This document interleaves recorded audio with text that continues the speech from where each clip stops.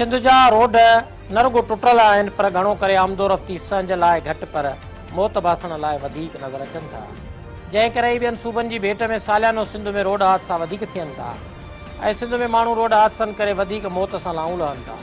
हादसनि जो मुख्य सबबु त रोडनि जे ग़लति मनसूबनि तहत तामीर, क़ानूनी घुर्जूं पूरियूं न करणु ऐं सालनि खां रोडनि जी टुटल हालत में हुजणु आहे ऐं उन्हनि हड़नी सबबनि खां पोइ माण्हुनि जो वॾे अंग में मौत जो कारण वरी सिंध में अस्पतालुनि, डॉक्टरनि तोड़े अमले जी खोट या लापरवाही बि साबित थिए थी, जंहिंजो बहरहाल मुख्य बुनियाद उहे रोड रस्ता ई बणजनि था जंहिंजी सार संभाल सालनि पुॼण बि थी नाहे सघी।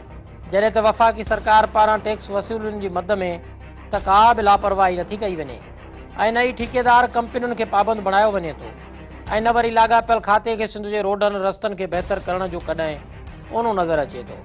जॾहिं त सिंध सरकार वटि वफ़ाक़ी सरकार आॾो दाहिण लाइ ॿिया खोड़ सारा मामला ऐं मुंझारा आहिनि, जंहिं करे सिंध सरकार तोड़े वफ़ाक़ी सरकार पंहिंजो पाण खे इन्हनि मामलनि खां हिन वक़्त ताईं न रुगो आजो सम्झूं पियूं अचनि पर सरकार जी अदम दिलचस्पी रस्तनि ते मौत जी सूरत रक़्स कंदे नज़र अचे थी।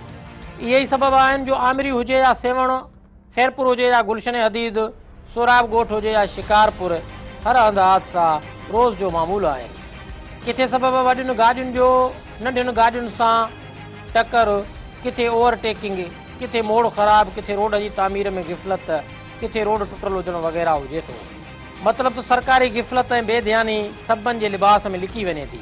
हाणे त मवासिलात जी वज़ारत साल 2013 खां 2016 ताईं क़ौमी शाहराहुनि जी मरमत जी मद में पंजाब, ख़ैबर पख्तूनख्वा ऐं बलोचिस्तान सूबनि खां घटि सिंध सूबे जे शाहराहुनि ते मरमत लाइ रक़म ख़र्च थियण जो एतिराफ़ बि करे वरितो आहे ऐं चयो आहे त हैदराबाद कराची मोटरवे ते वाधू टूल टैक्स न पियो वरितो वञे। मवासिलात जी वज़ारत जो चवणो आहे त मुल्क में 16 टूल प्लाज़ा LLC ऐं 20 टूल प्लाज़ा FWO वटि आहिनि। सेनेट खे लिखत में ॼाण ॾींदे मवासिलात जे वज़ीर ॿुधायो आहे त नेशनल हाईवे अथॉरिटी जे दायरे में मुल्क में 10 मोटरवेज़ ऐं 29 क़ौमी शाहराहूं आहिनि ऐं हिन वक़्तु नेशनल हाईवे ऐं मोटर हाईवे ते 16 टूल प्लाज़ा NLC वटि ऐं 20 टूल प्लाज़ाऊं FWO वटि आहिनि। लिखत में ॾिनल जवाब में हुन दावा कंदे चयो आहे त कराची हैदराबाद मोटरवे ते मुक़ररु अघनि खां वधीक टूल टैक्स वसूल न थी रहियो आहे।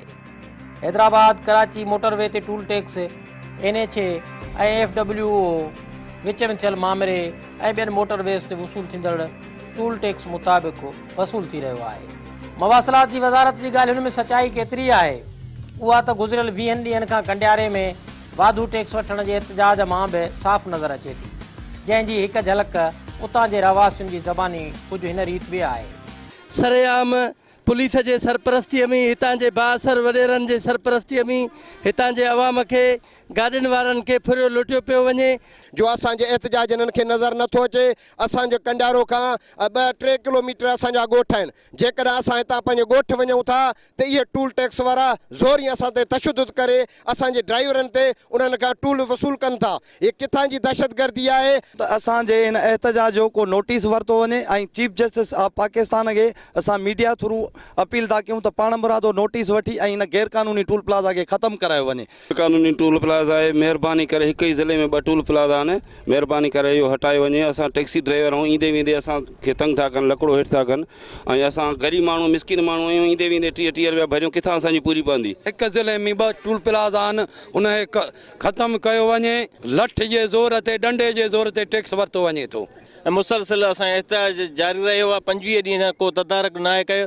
मथे गुज़ारिश था कयूं त असांजो तदारक कयो वञे। ॿिए तरफ़ 3 फरवरी 2017 ते वज़ीर आज़म कराची हैदराबाद मोटरवे जे 75 किलोमीटर मुकमिल थियल हिसे जो इफ़्तिताह कयो त जीअं सफ़र कंदड़नि खे सहूलियत मिली सघे। पर साल 2013 खां 2016 ताईं मुल्क अंदरि क़ौमी शाहराहुनि जी मरमत ते आयल ख़र्चनि जा तफ़सील पेश कंदे मवासिलात जे वज़ीर हड़नी सूबनि जी भेट में सिंध सूबे जी क़ौमी शाहराहुनि ते रक़म घटि ख़र्च थियण जो एतिराफ़ इहा ॻाल्हि वाज़ह करे थो त हिन गिफ़लत पुठियां वफ़ाक़ी सरकार जो सिंध ॾांहुं रवैयो कहिड़ो आहे। मवासिलात जी वज़ारत मूजिबि त साल 2013 खां 2016 ताईं वारे वक़्त दौरान पंजाब में 15 अरब 52 करोड़ 17 लख, ख़ैबर पख्तूनख्वा सूबे में 7 अरब 96 करोड़ 97 लख, बलोचिस्तान सूबे में 8 अरब 20 करोड़ 66 लख, जॾहिं त सिंध सूबे में 7 अरब 72 करोड़ 62 लख रुपया क़ौमी शाहराहुनि ते ख़र्च थिया आहिनि। पर सिंध सूबे में 7 अरब 72 करोड़ 62 लख जेके ख़र्च ॾेखारिया विया आहिनि से बि रोडनि जी हालति ॾिसी हिन दावा जी असुल हक़ीक़त पधरी कंदा। तंहिं करे हिन वक़्त जी घुर्ज सिर्फ़ु एतिरी आहे त रोडनि ऐं रस्तनि जे मामले ते इंतिहाई संजीदा रवैयो सिंध सां रखियो वञे ऐं क़ौमी शाहराह खे क़ौमी शाहराह सम्झी सिंध में बि ॿियनि सूबनि जहिड़ियूं सहूलियतूं मुहैया कयूं वञनि त जीअं सिंध वासी तोड़े ॿियनि सूबनि खां सिंध ईंदड़ तोड़े सिंध मां ॿियनि सूबनि ॾांहुं वेंदड़ मुसाफ़िर बेख़ौफ़िया थी सफ़र करे सघनि ऐं पंहिंजे घरनि ॾांहुं हिफ़ाज़त ऐं आराम सां अची ऐं वञी सघनि।